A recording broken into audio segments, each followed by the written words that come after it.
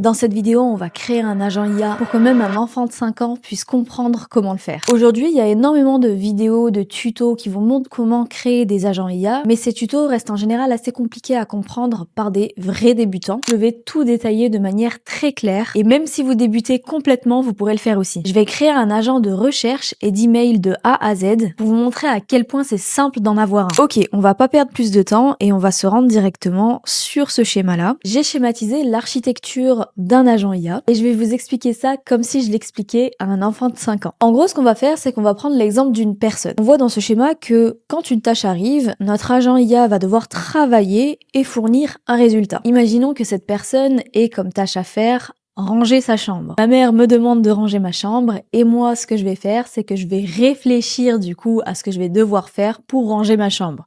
Pour ranger ma chambre, il va falloir par exemple que je ramasse mes vêtements, que je les range, que je les plie, que je lave mon bureau, que je fasse mon lit, etc. Donc il y a pas mal de tâches à faire. Donc tout ça, c'est ce qu'on voit ici. Donc dans les tâches, je vais avoir énormément de tâches à faire. Ces tâches-là, du coup, il va falloir que je les analyse. Et qu'est-ce qui va les analyser? C'est mon cerveau. Donc mon cerveau ici, il va réfléchir à ce que je vais devoir faire et en comparaison à ce que un agent pourrait faire, donc le cerveau, en fait, chez un agent, c'est tout simplement le modèle IA. Ça peut être ChatGPT, Gemini, Perplexity, Claude, etc. Ce cerveau-là, il n'est pas constitué que du modèle IA, mais il a besoin également d'une mémoire pour fonctionner. Pourquoi la mémoire? Parce que justement, il faut qu'il se rappelle de tout ce qui s'est passé. Dans le cas où je dois ranger ma chambre, ma mère va finir par me demander si j'ai fini de ranger ma chambre. Et donc, il va falloir que je me rappelle toutes les tâches que j'ai faites pour finalement lui dire oui j'ai fini ou non je n'ai pas fini. Et c'est exactement pareil pour un agent IA, il a besoin d'avoir l'historique de tout ce qu'il a fait avant pour comprendre et donner des meilleures réponses à l'avenir. Nous en tant qu'être humain, on a également une conscience et cette conscience elle va me permettre de me rendre compte de l'état par exemple de ma chambre. Est-ce que c'est assez bien rangé pour ma mère? Oui ou non, et en fonction de ça je vais pouvoir prendre une décision et faire ou non un peu plus de rangement. La conscience pour un agent IA, c'est tout simplement le prompt qu'on va lui donner. On va lui donner des indications, ça va lui donner de la matière pour qu'il puisse vraiment bien interpréter ce qu'il va devoir faire. La conscience pour un agent IA, c'est tout simplement le prompt et donc les indications qu'on va lui donner. Comme si ma mère me donnait des indications sur le fait de bien ranger ma chambre, il faut qu'il y ait telle et telle tâche de fait. Et là, dans l'exemple de la personne, il va avoir différentes parties du corps qui vont lui permettre de ranger sa chambre. Par exemple, ses mains, ses pieds, ses oreilles, ses yeux, son nez, sa bouche. Mes yeux vont me permettre de voir et de ramasser toutes les choses qui traînent. Mes mains vont me permettre de ranger. Mes pieds vont me permettre d'avancer, etc. Tout ça constitue mon agent et va me permettre de ranger ma chambre, donc de faire le résultat. Et c'est exactement pareil pour un agent IA. Il va avoir besoin d'outils pour faire ce qu'il doit faire. Pour arriver au résultat, il va devoir utiliser des outils et ces outils, ça peut être par exemple Gmail, ça peut être Airtable, tes différents outils business, ton CRM, tes mails. Donc ces outils-là vont permettre à ton agent de fonctionner et de faire toutes les actions qu'il doit mettre en œuvre pour arriver au résultat final. Donc j'espère que tu as compris ce schéma parce que on va se rendre maintenant sur N8N et c'est exactement la même architecture. On va la construire ensemble et on va voir que ça fonctionne de la même façon. En entrée, on a des tâches, en sortie, on a un résultat, mais pour arriver au résultat, il va falloir faire énormément de choses. Et pour effectuer ces tâches, j'ai besoin d'outils, j'ai besoin de mon cerveau et j'ai besoin de ma conscience qui vont me permettre du coup d'arriver au résultat final. Donc là, on va se rendre directement sur N8N qui est la plateforme sur laquelle on construit les automatisations et les agents IA et on va essayer de construire le même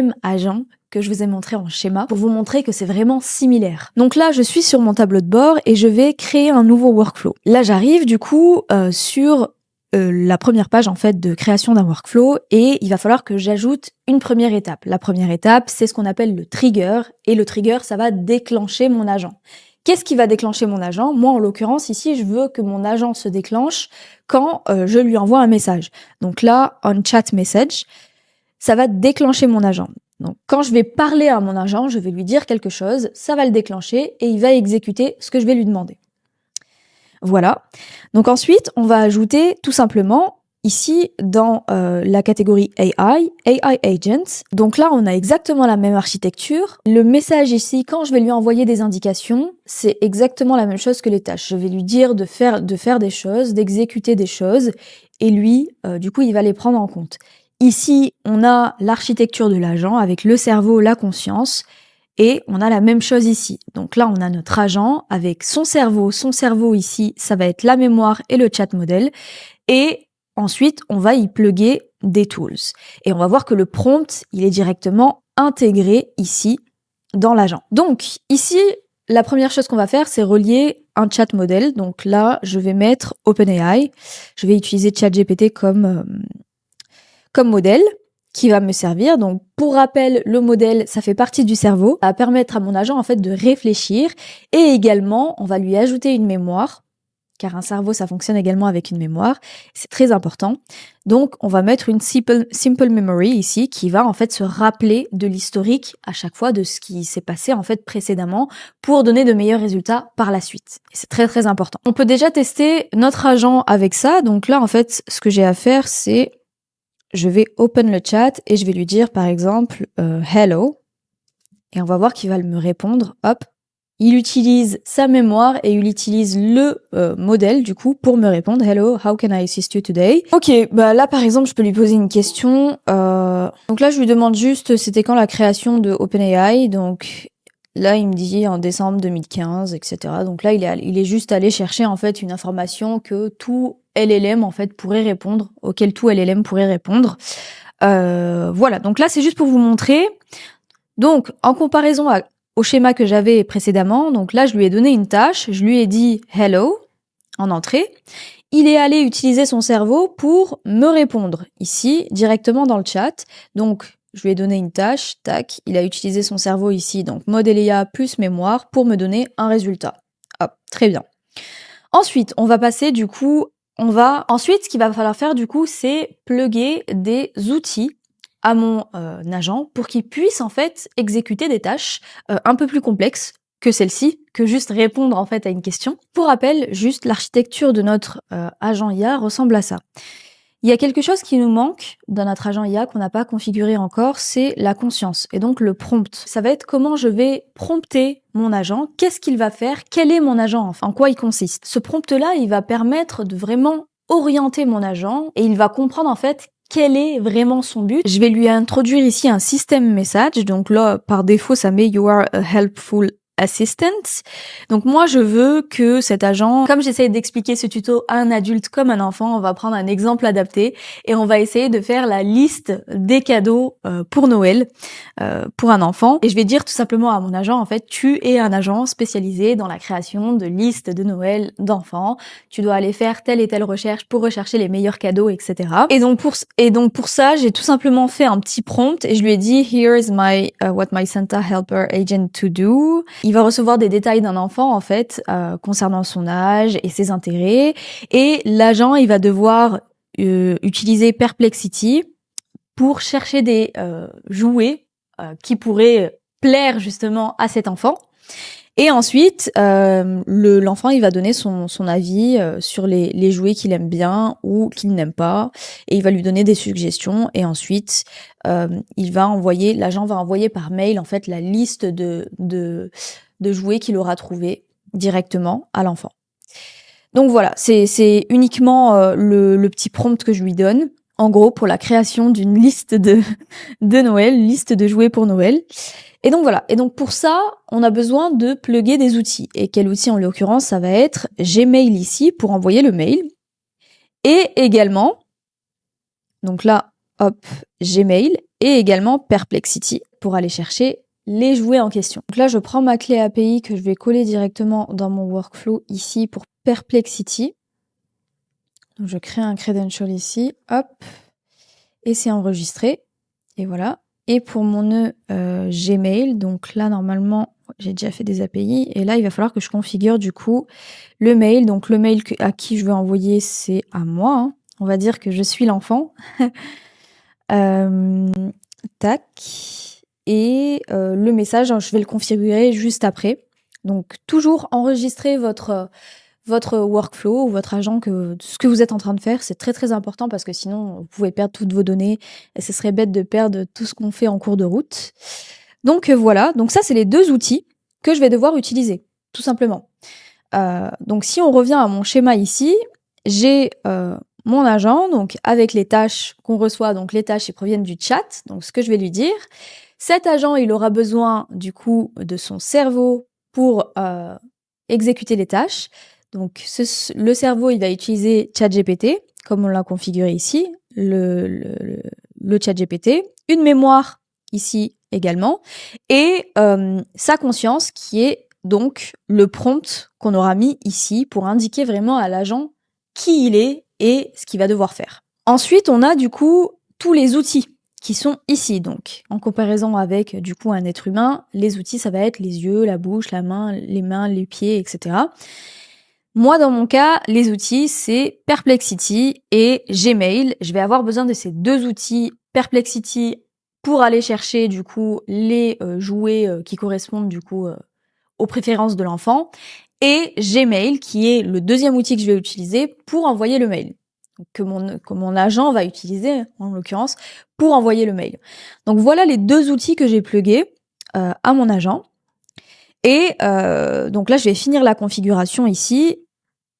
Et il va falloir que je finisse la configuration en fait de mes deux outils ici. Je vais vous montrer ça tout de suite. Prompt là, on pourrait l'améliorer pour avoir, pour donner ce prompt là, on pourrait l'améliorer pour donner un peu plus de contexte à notre agent. Et ce que je vais faire en fait, c'est que je vais utiliser ce prompt, hop, et je vais utiliser Claude en fait pour m'aider à vraiment construire un vrai prompt autour de mon agent et pour qu'il ait vraiment une personnalité, etc. Donc là, je dis à Claude que j'aimerais en fait qu'il m'améliore mon prompt que j'avais fait. J'avais fait un petit prompt comme ça pour mon agent, mais je voudrais quelque chose de plus élaboré. Et on va voir ce qu'il va me donner. Normalement, il devrait vraiment me créer un vrai prompt. Voilà, you're set, gather information, search for toys, ok, gather feedback. Send the wishlist, important guidelines. Donc là, vraiment, il me fait un très très gros prompt. Et c'est bien parce que, en fait, il donne des informations que j'avais pas données. Par exemple, ici, le ton, t'es cheerful and friendly. Ça veut dire que il est vraiment, il s'adresse en fait comme si il s'adressait à un enfant. Donc il faut qu'il soit vraiment heureux, joyeux, etc. Donc c'est vraiment des indications un petit peu, on va dire, en plus. Mais ça permet en fait de beaucoup plus personnaliser notre agent et qu'il soit beaucoup plus précis dans ce qu'on veut obtenir comme réponse à la fin. Ici, pour setup le nœud Perplexity, en fait, ce qui va être intéressant, c'est que je vais laisser le modèle définir ses paramètres. Pourquoi? Parce qu'en fait, j'ai donné assez d'informations à mon agent dans le prompt, ici en l'occurrence. Je lui ai donné assez d'informations en fait sur ce que je voulais et également en fait sur ce qu'il va devoir faire. Donc, il va utiliser Perplexity pour aller chercher des jouets. Mais j'ai vraiment donné tous les détails ici, donc ça sert à rien de le faire en doublon.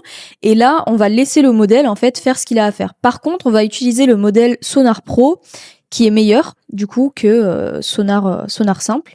Il donne de meilleurs résultats. Et en fait, c'est tout simplement la même chose pour le mail, la configuration du mail. On va laisser du coup l'agent IA, laisser le modèle choisir le sujet du mail et également choisir le message. Donc le mail, je veux qu'il me l'envoie à moi.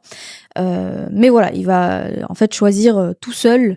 L'agent va être autonome et va pouvoir choisir le sujet du mail et le contenu du mail également. Donc il va l'écrire en HTML, donc c'est lui qui va tout faire. Et moi je vais recevoir dans mon mail, dans mon inbox, le mail en l'occurrence avec toutes les informations et on va voir que ça va être très très bien structuré. Donc écoutez, là ça m'a l'air d'être bon. On a configuré tous les nœuds et maintenant on va faire un test. Ok. Alors, pour commencer, je vais lui dire hello. On va voir ce qu'il va me dire. Tout à l'heure, il me donnait une réponse assez basique. Ok. Donc là, il me dit hi there. Are you looking for help picking out some fun toys? I'm Santa helper. Nanana. What toys? How? Voilà. C'est très intéressant. Donc là, c'est très important. Il me demande quel âge j'ai et quel genre de jouet je veux. Donc moi, j'ai 5 ans. I am 5 years old. And I want Barbies. Je veux des Barbies. Donc là, on voit que l'agent est en train de tourner, il est allé faire ses recherches, je vous ai pas dit, mais il a utilisé ChatGPT, il a utilisé le Chat Memory et il a utilisé Perplexity pour du coup aller chercher les jouets. Donc là, il me dit hi there. Je vais ouvrir ça. Donc là, voilà le chat. Il a trouvé 3 super fun Barbie toys, perfect for 5 years old like you. Nanani nanana, nanani nanana. Find more Barbie to show you. Yes, j'en veux plus. Summer off. Do you like dolls that come with pets? Yes, pets and cars. Là, je lui dis que je veux des Barbies avec des animaux et aussi des voitures. Ok. Donc là, pareil, hein, il est en train d'aller faire ses recherches sur Perplexity, ici. On peut voir ici qu'il fait les recherches sur Perplexity. Tac. Là, il crée la réponse. C'est vraiment bien fait. Ok. Ok, donc là, il a ajouté tous ses jouets dans ma wishlist. Trop bien, trop cool, je suis trop contente. No, can you send by email? Donc là, non, c'est bon, je lui dis tatati tatata, could you please share the parents' email? Ah. Donc là, il me demande l'email de mes parents parce que j'ai 5 ans, je suis pas censée avoir du coup un mail. Ok, donc voici l'email de mon parent. gmail.com. Et là, normalement, je vais recevoir un mail. Tac, ouais, il a envoyé le mail ici. On voit bien qu'il a envoyé le mail. Ok, your wish list with all those fantasy Barbie toys. Ok, super. Un point que j'ai pas notifié, mais j'aurais pu lui dire de parler en français. Comme vous le savez, et c'est très très important de vraiment faire les prompts en anglais, mais vous pouvez dire dans le prompt réponds en français. Du coup, pour que si vous êtes francophone. Donc là, j'ai reçu le mail. Ça ressemble à ça. Christmas wishes for a special 5-year-old. Donc il a pris mon âge, c'est cool. Et là, il m'a fait du coup un petit mail comme ça. Donc voilà ma wishlist avec Barbie Dream House, Barbie Dream Camper, Barbie Extra Doll, que des Barbie. Trop. Ok, super. Bah voilà. Écoutez, c'est vraiment pas mal. Il m'a fait une petite présentation style Noël. Donc c'est vraiment cool. Très très bien. Ben voilà. On en a fini. Donc là, on peut voir que... Donc, j'espère que mes explications auront été claires. Et comme vous le voyez, en fait, c'est très très simple de créer des agents. On peut créer des agents pour tout et n'importe quoi. Là, j'ai pris un exemple du coup assez simple et représentatif pour un enfant de 5 ans. Mais on aurait pu faire des choses beaucoup plus compliquées, bien évidemment. Mais c'était pas le but de cette vidéo. Vraiment, le but de cette vidéo, c'était de vous montrer qu'on peut créer des agents, que ce n'est pas compliqué, que tout le monde peut le faire et que ça prend littéralement 20 minutes en fait à setup, à mettre en place et qu'ensuite c'est fonctionnel directement. Et ce qui est bien, c'est que du coup je vous ai fait une petite analogie avec un être humain, comment ça fonctionnait, et j'espère que ça vous a servi parce que en fait on arrive bien à comprendre vraiment et faire la comparaison et associer un agent IA à le fonctionnement d'un être humain normal. Donc on voit qu'il y a pas mal de similitudes et c'est pour ça qu'un agent en fait c'est intelligent, c'est autonome et ça permet d'effectuer des actions comme le ferait un humain en temps normal. Donc voilà, j'espère que cette vidéo vous aura... Si vous voulez le template de cet agent et toutes les ressources de cette vidéo, n'hésitez pas à me le dire en commentaire et je vous enverrai un lien pour tout télécharger. N'oubliez pas de liker et de vous abonner parce que je vous réserve encore plus de surprises par la suite.